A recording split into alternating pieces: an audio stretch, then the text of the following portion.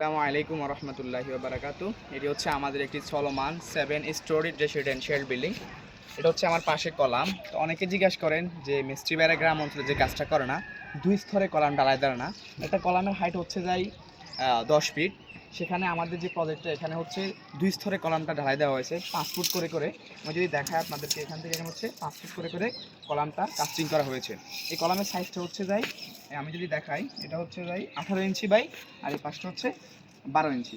এখন আসল কথা হচ্ছে 2 স্তরে কলাম ঢালাই করলে কি সুবিধা হয়। আমরা যে এই 2 স্তরে কলাম ঢালাই করলে যে কলামের যে কাস্টিং করা 10 ফুটে যখন আমাদের যে ঢালাইগুলা পরমার্কে ঢালা হয়, তখন এই অনেক নিচে পড়ে যায়, যার কারণে ভাইব্রেটটা সঠিকভাবে করা যায় না এবং নিচে এই হানিকম্বের সৃষ্টি হয়।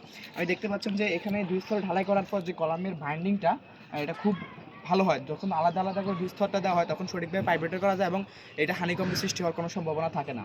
আরেকটি বিষয় হচ্ছে, যখন 2 স্তরে ঢালাই করা হয় তখন 1 স্তর ঢালাই 5 ফুট ঢালাই করার পর পরের 5 ফুট কবে ঢালাই করবেন। তো এটা অনেকেই বলে 24 ঘন্টা পরে ঢালাই করলে ভালো, কারণ এই জয়েন্টটা যখন বেশি দিন হয়ে যাবে তখন জয়েন্টটা আবার দুর্বল হওয়ার সম্ভাবনা থাকে। সেজন্য 24 ঘন্টা পরে উপরস্থ ঢালাই করা যায়।